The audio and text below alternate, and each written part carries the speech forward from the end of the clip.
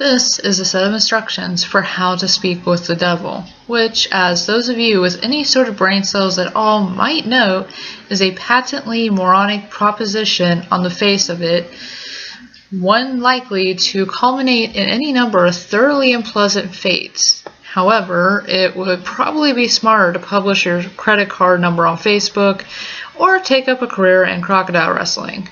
But then that isn't going to stop you, is it? Not if you're sincerely interested, at least. Technically, if you do everything just right, there's a fair chance you'll walk away scot-free, and that seems to be the reason enough for some people to decide that it's a good idea. Especially if you're the fate-tempting, thrill-seeking, scare junkie type, or the desperate type. Which brings me to a point of clarification I ought to make. This is not a manual for making any kind of Faustian bargain. You know, the whole sell your soul type of deal. Although if you happen to bring it up in conversation, he certainly wouldn't be one to refuse. Following through with such a foolhardy bargain, however, would necessitate removing some of the protections which you will put in place for your conversation. And I don't think I need to spell out for you why that would be a bad idea. If you're really mathematically impaired enough to want to trade something that will last an infinite number of years for something that might last about 90s tops, there are plenty of other rituals out there for you to follow. This one is performed correctly, should only allow the two of you to talk. This perhaps begs the question of why exactly would you want to speak with the devil in the first place? Maybe some of you just like the idea of making small talk with extremely dangerous occult entities, but for the sake of the human race, I hope most of you aren't quite that stupid. Short answer is, he knows things. Things that some of you may have a deep vested interest in finding out. I mean, he's not some omniscient or anything. Much as he might like to pretend otherwise, he's not God. But he's definitely got a supernatural advantage over the kind of knowledge any human would be able to obtain. For example, he probably wouldn't be able to predict when the next world war will happen or tell you how to cure cancer, but he could very well be able to predict the winning numbers of tomorrow's $500 million Powerball drawing, or tell you what deadly undiagnosed condition might be afflicting one of your loved ones. Of course, the Prince of Darkness doesn't just go around giving out winning lottery numbers to anyone who asks. And trusting in any sort of information obtained from a being commonly described as the father of all lies is liable to land you in a worse situation than you were in when you started. However, if you're really dead set on finding something out and you've exhausted all other options, there is a way to try to get accurate information out of the guy. You see, like so many of the more urbane villains in popular culture, the devil has a bit of a penchant for games and gambling. Of course, the reason he likes them so much is that he almost always wins, unless you happen to be a fiddler named Johnny or being represented by Daniel Webster. You're probably going to get your ass handed to you. But if you're determined enough to want to face the risk and the long odds, there's a certain game the two of you could play to try to win the information you need. First things first, though, we'll start off with a description of the summoning process, then get into the rules of the game, some tips for how to play, and finally, of course, the inevitable litany of arcane shit that might go horribly wrong. In order to contact your conversational partner, you'll need to go to a church at midnight. It doesn't matter what kind of church, large or small, old or new, liberal, conservative, just as long as you're sure it will be empty. The last thing you want is for some preacher to walk in on you while you're in the middle of this, for the sake of the preacher's well-being as much as your own. The process will probably work best if you try it on a new moon, or full moon, or Friday the 13th, or Halloween. The actual day is less important than the psychological effect it has on you. As long as you don't try it on Christmas Eve or something stupid like that, you should be fine. The time is important, though. You don't have to start or end the ritual at exactly 12 a.m. Greenwich atomic time or anything, but as a general rule of thumb, you ought to show up a bit before midnight and have everything set up by no later than 10 or 15 after. Show up a lot before midnight if you don't know how you're going to get in. Shockingly enough, most houses of God do tend to lock their doors at night, at least if no one's there to watch over them. And remember, we want empty. Got it? There are, of course, certain things you need to bring, and certain things you can't bring. For this ritual, you will need a full can of salt. You won't need to use all of it, but it's always better to have more than you need than to have less. 7 candles, red or white being preferable. Something to light the candles with. You would be shocked how often people forget this. Occult ritual or not, they aren't going to magically light themselves. A length of red string, rope, yarn, or thread. A full-length floor of wall mirror. Ideally, you'll want to find one of these already present in the church. They're a bit unwieldy to be lugging around with you during a break-in. However, if there really aren't any there, you'll have to bring your own. You might also find it useful to bring some markers, pencils, paper, or flashlight, and any sort of tools that might be necessary to secure your entrance into the church. You will not be permitted to bring in any electronic or timekeeping devices.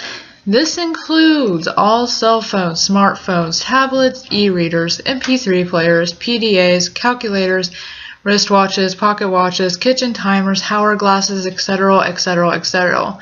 Seriously, it's worse than the SAT. If you're one of those people that has your smartphone practically wired into your brain, don't worry, you can bring those with you to the church as long as you leave them outside the room in which you will be doing the ritual. If you brought a flashlight, helpful for finding your way around without attracting unwanted attention, leave that outside too. Also, don't bring any sort of religious paraphernalia to protect you, especially if it pertains to Abrahamic religions. And yes, if those gothy black cross earrings you're wearing are hanging right side up, they count. If you have any kind of holy symbols like that with you, the devil will simply refuse to show up. Don't worry, you're not going in totally unprotected. In fact, most of the supplies with you are not for any sort of devil summoning ritual, but for your own protection. Old superstitions and folk magic remedies to guard oneself from evil. From what I know of it, the effect's mostly based on the power of belief, so there are probably numerous other objects, artifacts, and procedures that will work just as well. If you like to risk being left helpless at the mercy of the devil in order to test that theory, feel free to experiment. However, for anyone without a psychotic death wish, I'd recommend sticking to the ritual as follows. Once you're sure you have all the right supplies with you, make your way into the church and find some place to set up. It can be anywhere from the main sanctuary where services are held to a Sunday school classroom to a walk-in supply closet, as long as you have a sufficient amount of open floor space and are certain not to be disturbed. Set up your mirror first. This is where the devil will appear when you summon him. As such, you mustn't complete the summoning until you've laid down certain words around it. First, surround the mirror with an unbroken circle of salt. If the mirror is hanging on a wall or door, lay down a semicircle around it instead, making sure that the salt touches the wall at both ends. Then wrap your red string around the mirror several times. The color red, especially red string, is symbolic of protection and the folklore of many cultures and religions. This is also why red candles are a good idea. Speaking of the candles, set them up around the outside of your circle, or semicircle of salt, spaced at relatively even intervals. No, you don't have to get out measuring tape and make sure it's perfect, but do at least try to make it look as though it was set up by someone old enough to be trusted with matches. Light the candles in a clockwise fashion, being careful not to disturb the salt. If you break the circle, you'll have to start all over again. Once all the candles are lit and burning strongly, your protective wards are complete. You are now ready to proceed to an actual summoning. To do so, you must first get the devil's attention and demonstrate your resolve by performing some sort of sacrilegious act in the holy space. Turning a crucifix or a cross upside down is fairly conventional, but it's not the only option. For example, I know of a kid who once fulfilled this requirement by scribbling obnoxious graffiti all over a painting of Jesus hanging in a Sunday school classroom. The nice thing about turning a cross upside down is that once you finish your encounter, assuming you survived it in one piece, you can just flip it right side up again and no one's the wiser, sidestepping the relatively minor but so irritating risk of having your Sunday school turn into a reenactment of the Spanish Inquisition for the next month and a half. After you finish doing whatever offensive thing you decide on, shut all the doors to the room and turn off all the lights, so that the space is lit only by the candles. Face the mirror and stare deeply into it, concentrating on your desired outcome. There are no incantations, no arcane string Aladdin you have to recite. Just look into the mirror and wish as hard as you can for the devil to appear there. After a few moments of this, when you feel ready, close your eyes and count to 10. Then open them. If all has gone correctly, you will no longer see your own reflection. You will be looking at the devil. Or at least looking at the way the devil has chosen to appear to you. Chances are he won't look like your conventional red horned demon with goat legs and a pitchfork, nor any other sort of terrible apparition. No point in scaring you off now. Better to lure you in, make you feel safe. To that end, he generally takes on the appearance of a fairly average, nondescript human being. If anything, he's prone to vanity and will lean towards the more attractive end of the spectrum. The only really frightening part of him will be his eyes. No matter how hard he tries, he can't hide the sinister gleams smoldering deep within them, the malevolent amusement and hunger, like the eyes of a spider contemplating a fly struggling in its web. They're supremely confident, those eyes, confident and without pity. Don't look into them too deeply, or you'll begin to feel helpless and paralyzed with dread, losing your hope and your will to fight, since you'll probably be just standing there staring at him in shock for a few moments, having on some level expected for the ritual to fail. He'll initiate the conversation by asking you what it is you desire from him. If you can gather your wits enough to string together a coherent sentence, you should respond with something like, "I wish to challenge you in a game of question and response." Even if you don't get the words exactly right, he'll know what you mean, and he'll accept your request with a wide, predatory grin of anticipation. He's been playing this game for a long time, you see, and he's very good at it. Most humans, on the other hand, are very bad at it. This gives him a chance to, at the very least, thoroughly mess with your mind, and at most, well, we'll say that for the litany of shit that could go wrong. You'll have to play very smart to avoid justifying his expectations. The general rules to the game are very simple, with a few caveats that can make things more complicated. He'll begin by asking you a question. He always initiates the game. It can be anything from a piece of obscure trivia to a riddle to an extremely personal inquiry. Don't worry, you won't be immediately plunged into hell if you get the wrong answer or anything like that. As a matter of fact, he won't even tell you whether you got the answer right or wrong. After you've answered his question, you get to ask him one in return. Now, here's where the consequences of your responses come in. If you answer his last question correctly, he will respond to your question as honestly and accurately as he is able. However, if you answered incorrectly, he is free to lie to you as he sees fit. Perhaps if you ask him something you're better off not knowing, he'll tell you the truth about it anyway. More likely, he'll feed you the most insidious, damaging lie he could come up with. Either way, after he's responded, he'll ask you another question, and the process will repeat over and over again until you decide to call it quits. Now, you may be sitting there thinking that it sounds fairly easy to get all the information you need. All you have to do is wait for a question you can answer correctly, and then take the opportunity to ask him what you really want to know, ignoring everything else he said. Well, it's not that simple. The devil will never give you an easy question, one that you can be completely sure the answer to. He may instead give you a question that you have some vague knowledge of, that you think maybe you know the answer, but aren't completely confident, thus forcing you to endlessly second-guess yourself, obsessing over whether or not you can trust the information that he gave you next.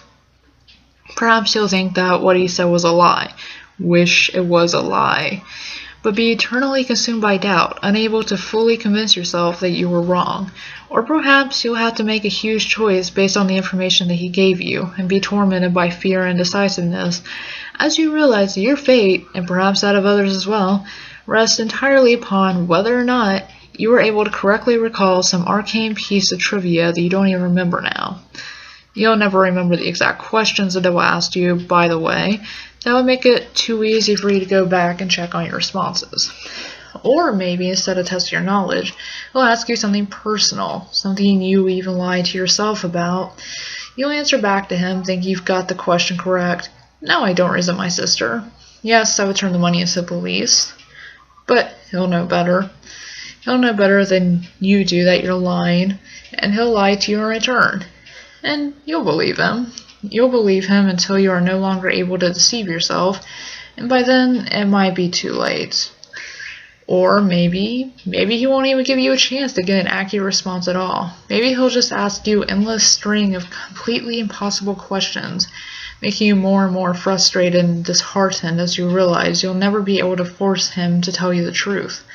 Questions like, what was the exact height of Mount Everest in centimeters in the year 1666? Or, what is the airspeed velocity of an unladen swallow? Although, knowing the sense of humor, if he ever asks the latter, he might consider African or European a correct response. There are a couple of ways to short-circuit this particular strategy. However, additional rules and courses of action that makes the game more interesting and prevent you from being stonewalled completely. Although in all honesty, he probably wants for you to try one of those options anyway. The first option is to ask him a riddle instead of a question. If you somehow manage to stump him and he answers the riddle wrong or gives up, he'll be obligated to give you a truthful response to your next question. If he answers the riddle correctly, once again, don't worry, he won't pounce on you like a sphinx or drag you into hell. What will happen is that he will get a pass, allowing him to lie in response to one question he would otherwise be obligated to answer truthfully. Honestly, if he gets a pass, you might as well just give up and quit the game right there. It's nearly impossible to determine when he's telling you the truth under the best of conditions. Adding another layer of complexity by constantly trying to figure out when and if he's used his pass, it's about enough to make any normal person's brain explode. There's no way. Just forget it. The second option is for you to take a dare from him. If you accept it and vow to follow through, then once again, he'll have to answer your next question truthfully. If you choose instead to reject it, he'll get another pass. Now, before you freak out and reject that whole idea completely, you should know that he won't ask you to do anything overly dramatic or unspeakably evil, like blow up a hospital or murder somebody. As a rule of thumb, most dares won't involve direct loss of life or any major felonies. However, they certainly won't be easy. Inflicting severe pain on yourself, doing something that terrifies the shit out of you, cutting off a treasured relationship, publicly humiliating yourself or someone you love, all of these things and more, things you might not even be able to imagine, are completely on the table.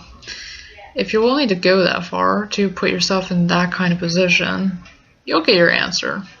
However, if he manages to come up with the one thing you know you simply can't or won't do, well, then once again, you might as well just quit. One last thing, don't think you could just tell him you're going to do something, then do not do it. If you accept a dare and then don't follow through with it, well, let's just say there will be consequences. Just suck it up and keep your promise, no matter what it is. Trust me, you're better off that way. Finally, when you've either gotten the information you wanted or given up on it completely, you may end the ritual by simply thanking the devil for accepting your request, bowing politely at the waist, and bidding him farewell. The surface of the mirror will seem to swim and flicker for a moment, and then you will be looking at your own reflection again. Only when you are absolutely certain that you're looking into your own two eyes again, may you turn away from the mirror, flick the lights back on, and begin dismantling your protections. Now, and this is important, even if you haven't gotten the information you wanted, you must end the ritual in this manner before 66 minutes has elapsed. Well, I suppose that technically you have 66 minutes and 6 seconds. Subtle, right? But if you're seriously going to try and cut it that close without any kind of timekeeping device, you're probably screwed anyway. I cannot emphasize enough how important it is that you keep to the time limit. I'll say the reason behind that for the end, but don't skip ahead. I've still got a few important tips on how to play. Number 1, be very careful what sort of personal information you give out. Try not to talk about yourself, especially your emotions and problems, any more than absolutely necessary. This guy knows human psychology like the back of his hand, and he will get inside of your head. It's like talking to Hannibal Lecter. Give him enough to work with, and even if you don't believe a single word he says, he will still find ways to fuck with your mind like nobody's business. If anything he asks make you even remotely uncomfortable, do not hesitate to lie through your teeth. There will be plenty of other questions. Number 2, on a similar note, try to keep the game on track and moving briskly. unstructured interactions of any kind are to be avoided. Chances are that at some point he will try to draw you off on a tangent, discussing something that fascinates you, analyzing the response you've given him, or finding some other excuse to speak at length without moving the game forward.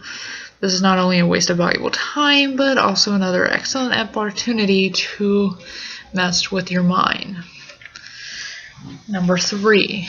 If you choose to give him a riddle, use one that you made up yourself. If your riddle has ever been written down anywhere at all, from the pages of The Hobbit to some long-lost tome of ancient magic, he will already know the answer. That said, it is still to be a legitimate riddle, with an answer that makes logical sense from some angle. You can't just ask something like, "What's green, has 10 legs and hops?" then claim for some inexplicable reason that the answer was marshmallows. Nor can you ask him a straight question like, "What have I got in my pocket?" He probably already knows that anyway. There are no hard and fast rules to determine whether a riddle makes sense or not, but you're a reasonable human being. Your ancestors ate from the tree of knowledge.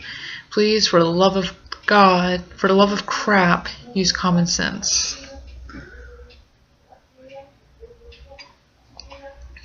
Number 4. If you choose to take a dare, there is a slight chance that the devil will ask you to do something seemingly easy. Deliver a letter, for instance, or scribble a 10-digit number in a public restroom stall. If he does ask you for something like this, and you have even a shred of common decency in you, do not accept. Chances are that he is using you for some sinister plot, one liable to ruin a lot of lives and harm a lot of people. Who knows, maybe you're the type of person who really doesn't mind throwing an unknown number of total strangers under a bus to find out what you want to know. But at least be aware that is what you're doing. 5. Last but not least, be very aware of the time. It might be helpful to do some practicing beforehand and get a feel for how long an hour is without a watch. The devil will probably put off discussing the things you're most keen to find out for as long as he can, and as you near the 66-minute deadline, he'll start trying harder and harder to distract you, captivate you, and otherwise keep you playing until it's too late. He'll string you along, feed you little glimmers of false hope, keep you thinking, just a few more minutes, I'm almost there. Don't fall for it, don't go over the time limit, no matter what.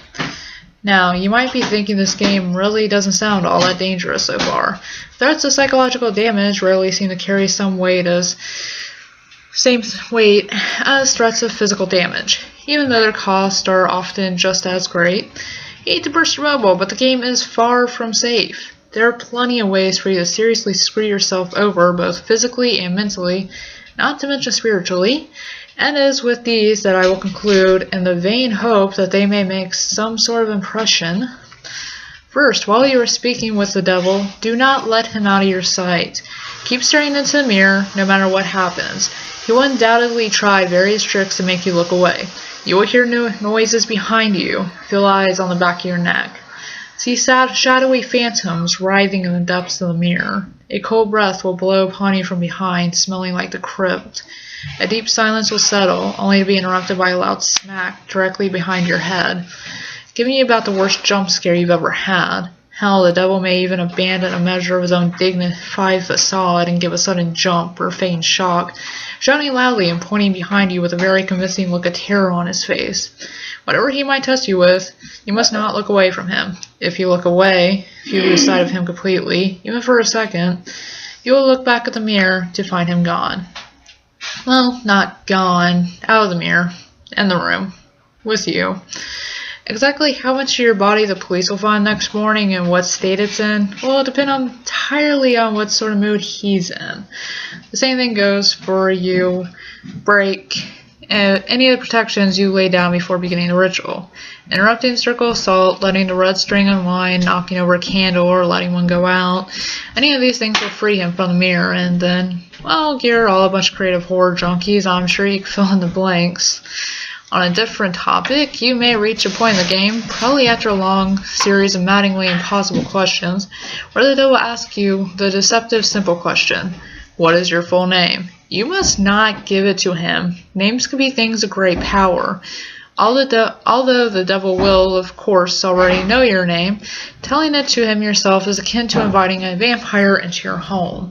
Your name is deeply synonymous with your own inner self. Thus, giving him your name is powerfully symbolic of giving him yourself. If you are foolish enough to make this mistake, all your protections will be naught, and he will seize upon your unwitting offer with malicious glee, stealing away your soul and dragging it back to hell with him. At least this way, the police will find a complete identifiable body. As a matter of fact, your vacant shell will be totally unblemished, seemingly have dropped dead of sheer terror. Last but certainly not least, there's the matter of what happens if you go over the time limit. This is arguably the worst thing you can do. You won't think so at first. The devil will give you no indication that you have in fact exceeded the time limit, and you will conclude the ritual as if nothing had gone wrong. Perhaps as the devil's image in the mirror trembles and gives way, you'll see a particularly nasty, triumphant smirk flash across his face. But this will be easily dismissed as your imagination. You'll turn the lights back on, gather your belongings, and go to leave the room. But when you open the door, you will see nothing. That's right, nothing. Just a flat white void extending infinitely in all directions. Only the room, which was reflected in the mirror, will now exist. Incidentally, if you turn back around to face the mirror again, you may catch a last glimpse of your own reflection. Perhaps he'll even turn and favor you with a smirk and a cheeky wave before sweeping out the door into the perfectly normal church hallway outside. As you may have already figured out, you yourself are no longer in the church. Your soul is now trapped in the mirror, and the devil has taken the liberty of possessing your body now that you are no longer using it. As you may have already figured out, pound on the glass and scream all you like. You'll never get out on your own, and no exorcist can help you. But don't worry, it's not like you're in hell, right? At least not necessarily. What you have to understand, see, is that a human soul stripped bare of its flesh is a deeply volatile and vulnerable thing, especially when trapped in the land of the living. You are now an entity of purely mental properties, and as such, the barriers between what is real to you and what is imaginary have been completely dissolved. As you fill that reflector room with your anger, your sorrow, your fear of being trapped, these emotions will begin to coalesce, given form by your mind. If you're not particularly imaginative, these creatures may not be too terrible, may not be able to inflict too much horror and pain. With time, you may even be able to teach yourself to get rid of them. If, however, yours is a mind haunted by monsters, a mind that is vibrantly creative and imaginative, and more than unusually twisted, well, there's no telling what horror might come clawing their way out of the maelstrom, tasting sweet release from the confines of your subconscious, hungering for your terror and suffering. They will refuse to be banished, dragging you kicking and screaming into an endless positive feedback loop of pain and fear. Needless to say, if you're a regular patron of websites like this one, you're probably pretty well fucked. There's only one way to find release from the mirror and the world that you've created herein. They say that if you call for the devil once more and ask him to free from the mirror, he'll be willing to take you out. For the usual fee, of course. Who knows, maybe if your imagination is twisted and powerful enough to create a personal hell that leaves you begging for the real thing, those talents might be put to good use. There are over 7 billion people in the world, after all. Even the devil himself can't be messing with all their minds at once. Talented help is always appreciated. Of course, the corollary to your being trapped inside the mirror is that the devil now gets to do whatever he wants in your body until sunrise, and around that time your body will mercifully drop dead from the strain of the possession. Autopsy will probably identify the cause of some kind of coronary event. Don't get too early, though. He's perfectly capable of stirring up plenty of trouble in those few hours. For instance, he may decide to do something big and dramatic, like purchase a large meat cleaver and go on a murder spree, starting with the names in your address book and working his way out to complete strangers if he has time. Or perhaps he'll focus on only one person, someone who trusts you completely, using your person to get him or her alone and vulnerable. And then, well, no need to describe it here. Once again, I'm sure you can think of a few things. Starting to see why I call this the worst outcome yet. But of course, there's also a chance he won't lay a finger on any of your loved ones, instead decide to do something a little more subtle, more insidious. Like drop off a few nondescript, unmarked packages on certain doorsteps in a dangerous part of town. or locate a particular dusty, age-yellowed text in the storeroom in your local library and intentionally misfile it in the young adult literature section, or whisper 7 very choice words in the ear of a distracted-looking young redhead waiting for the 3 a.m. subway train. Or maybe they'll decide that in this age of wanting superstition, not enough people are getting interested in his games, and the knowledge of them is in danger of being lost. Maybe he'll decide he needs to get the word out a bit more, do a bit of networking, attract some new suckers, challengers. Maybe he'll take a quick peek at your browser history, see where the impressionable, curious minds are hanging out these days. Maybe he'll even write a quick tutorial in modern parlance, rather than some inscrutable, obsolete, demonological text. Post on the internet, and see how many bites he gets. Maybe I really shouldn't have gone there. But if you made it this far without shying, a little twist at the end isn't going to put you off, is it, dear reader? I'm sure there are plenty of intrepid adventurers among you with burning questions you like answered, and you're all a smart bunch. You know the pitfalls, you know the conventions, you live and breathe this sort of thing, don't you? There's no way you'd fall into any of the obvious traps, right? You're not some Dick or Jane off the street after all. You'd be bringing a whole new level of competition. You would... excuse me just a moment. I hear someone calling for me. What, you went out Dally already? Must be one hell of imagination you got on you. Perfect.